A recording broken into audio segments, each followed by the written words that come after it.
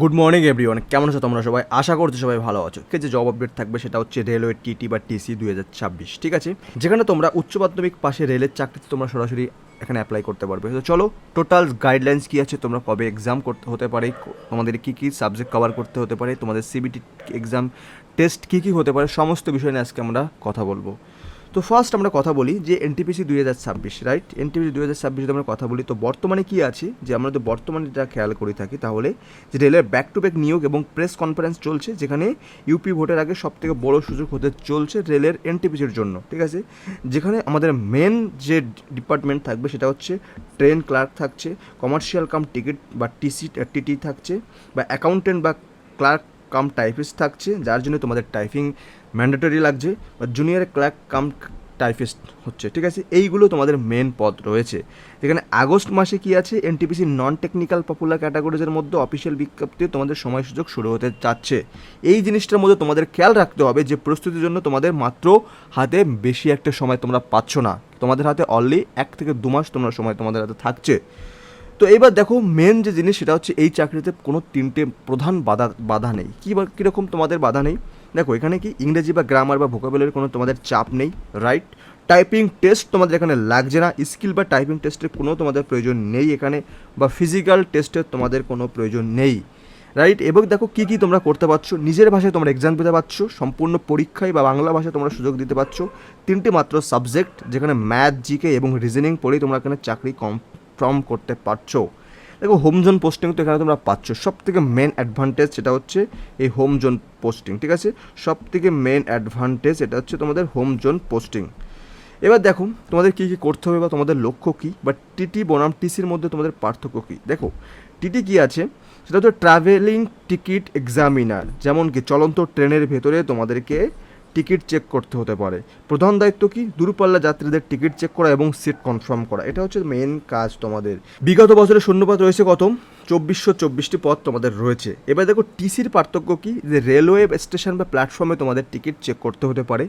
Station থেকে বেরোনোর সময় যাত্রীদের টিকিট আছে কিনা সেটা তোমাদের খেয়াল করে তোমাদের মেন কাজ। এটা নতুন করে কিছু বলার নেই, তোমরা সবাই আশা করছো সবাই জানো। এবার দেখো বোর্ডিং পাস বা যোগ্যতার বয়সসীমা কি আছে, যেখানে এখানে বোর্ডিং পাস কেন বলা হচ্ছে, কারণ এটা তোমাদের যোগ্যতা এবং বয়সসীমা না হলে তোমরা এটা এক্সাম দিয়ে বসতেই পারছো না।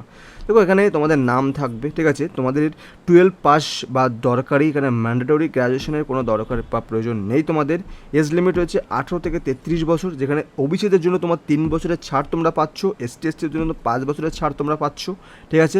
ফ্রি রিফান্ড পলিসি কী আছে, যে জেনারেল বা ওবিসির জন্য 500, ঠিক আছে? প্রথম পরীক্ষায় বসলে 400 রিফান্ড। এসসি বা ওবিসি বা এসসি বা পিডব্লিউডি বা ওমেনদের ক্ষেত্রে 250 টাকা, যেখানে প্রথম পরীক্ষায় বসলে 250 টাকায় তোমরা রিফান্ড পাচ্ছ, বিনামূল্যে তোমরা ফর্ম ফিল আপ করতে পারছো। এবার আসি নিয়োগের রোডম্যাপ কী আছে। দেখো, সাফল্যে তোমাদের মাত্র 4টে স্টেশন। ফার্স্ট স্টেশন কী হচ্ছে, সিবিটি 1 বা কম্পিউটার টেস্ট, ওকে?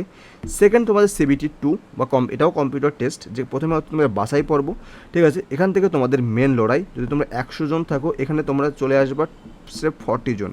এই 40 জনের তুমি সিবিটি 2, ওকে? সিবিটি 2 এর পরে তোমরা আসছো ডকুমেন্ট ভেরিফিকেশান, রাইট? এবার ডকুমেন্ট ভেরিফিকেশানে তোমাদের কিছু কিছু বাদ ছাড় যাবে।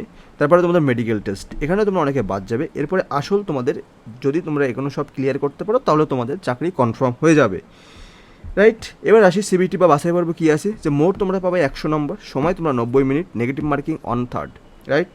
জেনারেল অ্যাওয়ারনেস কী আছে, সব থেকে বেশি গুরুত্ব জেনারেল অ্যাওয়ারনেস, ঠিক আছে? ম্যাথমেটিক্সে 30 এবং রিজনিংয়ে 30, মাথায় রেখো, ইংরেজি নেই। এই 3টি বিষয়ে ভালো স্কোর করলেই সিবিটি 2 এর টিকিট তোমরা পেয়ে যাচ্ছ। সিবিটি 2 তোমাদের আছে 120 নম্বর, টোটাল 20 নম্বর তোমাদের বেড়েছে। মোট সময় কিন্তু সেম থাকছে, নেগেটিভ মার্কিং সেম থাকছে।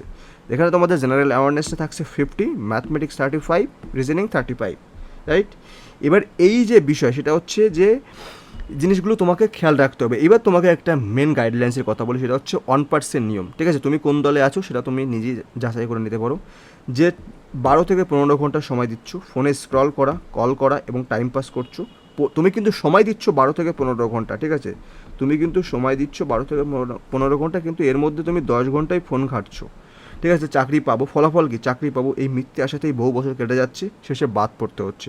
এবার কি, তুমি সময় দিচ্ছ এক্স্যাক্টলি 8 থেকে 9 ঘন্টা, সোশ্যাল মিডিয়া থেকে দূরে থাকছো, সঠিক গাইডেন্সে একটানা পড়াশোনা করছো, ফলাফল কি, এরাই সেরা 1%, যারা দিন শেষে টিটি বা টিটির সিট তোমাদের কাছ থেকে কেড়ে নিচ্ছে। দেখো তুমি এবার ডিসাইড করছো যে তুমি কোন দলে আছো, লোক দেখানো পড়াতে তুমি আছো নাকি তুমি নিজে পড়ছো, সেটা তুমি নিজের মধ্যে নিজেকে কনফিডেন্ট হয়ে বলতে পারছো। ঠিক আছে, এই হচ্ছে মেন পর্ব, এই হচ্ছে মেন তোমাদের টোটাল গাইডলাইন্স। আশা করা যাচ্ছে আগস্টে তোমাদের এটা তোমাদের মেন এক্সাম হচ্ছে চলছে বা তোমাদের ফর্ম ফিল আপ বিষয়ে সমস্ত রিলেটেড ইনফরমেশন আমরা নিয়ে আসবো খুব তাড়াতাড়ি। তো এই হচ্ছে সম্পূর্ণ ভিডিও, আশা করছি তোমাদের ভিডিওটা ভালো লাগলো। আর যদি ভিডিওটা তোমাদের ভালো লেগে থাকে তো অবশ্যই চ্যানেলটাকে সাবস্ক্রাইব করতে মোটেও ভুলবে না, আর ভিডিওতে লাইক করতে একদমই ভুলবে না। দেখা হচ্ছে অন্য একটা ভিডিওতে, ততক্ষণ অবধি ভালো থেকো, সুস্থ থেকো।